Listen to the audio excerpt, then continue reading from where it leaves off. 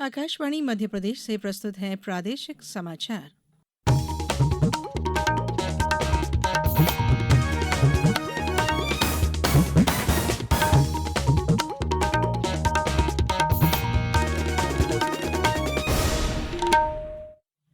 नमस्कार, समाचारों के साथ मैं धारणा सचदेव। सबसे पहले इस बुलेटिन के मुख्य समाचार। प्रधानमंत्री नरेंद्र मोदी ने कहा, भारत को प्रौद्योगिकी डिजिटल प्रौद्योगिकी के क्षेत्र में संभावनाओं के केंद्र के रूप में देखा जा रहा है। उज्जैन विक्रमोत्सव मेला व्यापार में ऑटोमोबाइल टैक्स की दर में 50% की मिलेगी छूट, कैबिनेट बैठक में निर्णय। मुख्यमंत्री डॉक्टर मोहन यादव ने प्रदेश में अवैध खनन पर प्रभावी कार्रवाई करने के दिए निर्देश। और खजुराहो नृत्य समारोह कल से होगा शुरू। पहले दिन 1500 से अधिक कलाकार देंगे कथक की प्रस्तुति। अब समाचार विस्तार से। प्रधानमंत्री नरेंद्र मोदी ने आज उत्तर प्रदेश के संभल जिले के अचौंडा कम्बोह में श्री कल्की धाम मंदिर की आधारशिला रखी और मंदिर के मॉडल का अनावरण भी किया। इस अवसर पर प्रधानमंत्री ने कहा कि श्री कल्की धाम मंदिर आस्था का महत्वपूर्ण केंद्र बनकर उभरा है। श्री मोदी ने कहा कि भारत अब ऐसे स्थान पर है जहां हम अनुसरण नहीं बल्कि दुनिया के लिए एक उदाहरण स्थापित कर रहे हैं। भारत को प्रौद्योगिकी डिजिटल प्रौद्योगिकी के क्षेत्र में संभावनाओं के केंद्र के रूप में देखा जा रहा है और नवाचार केंद्र के रूप में विशेष पहचान हासिल की है।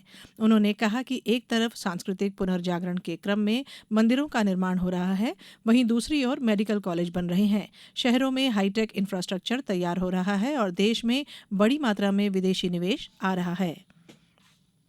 उज्जैन विक्रमोत्सव व्यापार मेला 2024 में गैर परिवहन यानों और हल्के परिवहन यानों के विक्रय पर जीवन काल मोटर यान कर की दर में 50% की छूट मिलेगी। यह निर्णय आज मुख्यमंत्री डॉक्टर मोहन यादव की अध्यक्षता में हुई कैबिनेट की बैठक में लिया गया।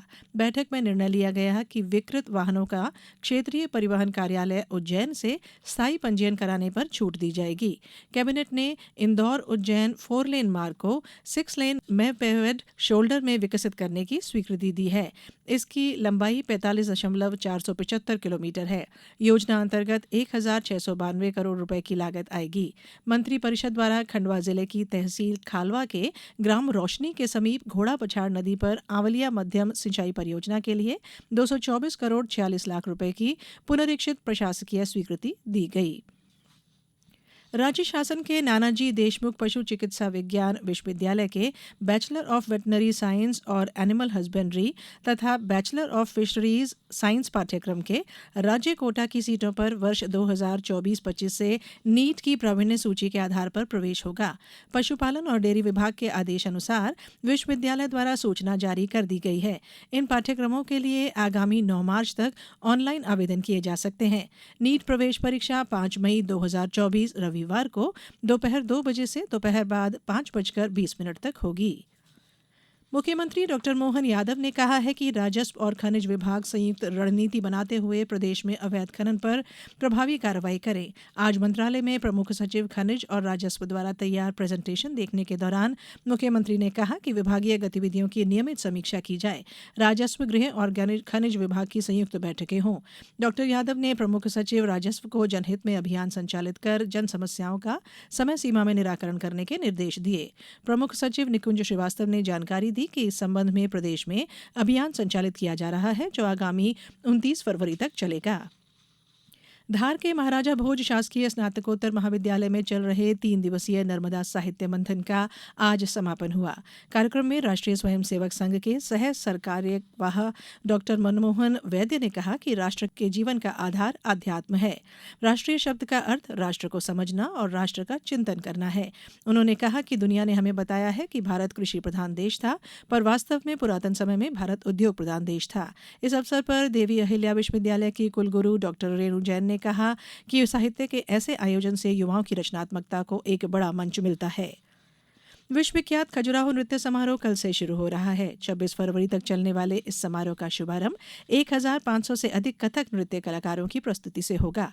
इसी दिन पद्मश्री रंजना गौहर की मनमोहक कथक प्रस्तुति भी होगी। समारोह का समापन पद्म विभूषण डॉक्टर सोनल मान सिंह के नाट्य कथा मीरा की प्रस्तुति के साथ होगा। विश्व धरोहर स्थल खजुराहो मंदिर समूह में भारतीय शास्त्रीय नृत्य शैलियों पर केंद्रित यह देश का शीर्षस्थ समारोह है। सभी प्रमुख शास्त्रीय नृत्य शैलियां भरतनाट्यम, ओडिसी, कथक, मोहिनीअट्टम में प्रसिद्ध और नामचीन कलाकार शास्त्रीय नृत्यों के समृद्ध सांस्कृतिक रूप को प्रस्तुत करेंगे। बात खेल की। World table tennis team championship 2024 में भारतीय महिला टीम की जीत का सिलसिला जारी है। इस टीम ने आज दक्षिण कोरिया के बुसान में अपने तीसरे ग्रुप चरण मुकाबले में उज्बेकिस्तान पर 3-0 की निर्णायक जीत दर्ज की। रविवार को हंगरी पर 3-2 की जीत दर्ज करने के बाद भारतीय महिला टीम ने श्रीजा अकुला और आयहिका मुखर्जी को टीम में शामिल नहीं किया है। इसके बदले मिक्स डबल में अर्चना कामत और दिया चिताले को टीम में रखा गया है। अब कुछ समाचार संक्षेप में। कृषि उपज मंडी समिति गुना में गुना जिला सहित विदिशा, राजगढ़, शिवपुरी, अशोकनगर के किसान मंडी में अपनी उपज लेकर पहुंच रहे हैं, जिसके परिणाम स्वरूप गत वर्ष की तुलना में इस वर्ष आवक में अप्रत्याशित वृद्धि दर्ज की गई है। अशोकनगर में 21 फरवरी को सुभाषगंज में मैराथन दौड़ का आयोजन किया जा रहा है। इसके पहले क्षेत्रीय सांसद डॉक्टर कृष्णपाल सिंह यादव ने कहा कि प्रधानमंत्री नरेंद्र मोदी ने विकसित भारत का जो संकल्प लिया है, उसी के तहत यह मैराथन दौड़ करना चाहते हैं। शहडोल जिले में प्रधानमंत्री जनमन योजना के तहत विशेष पिछड़ी जनजाति बैगा के 16,000 परिवारों को पक्का मकान देने की पहल की गई है।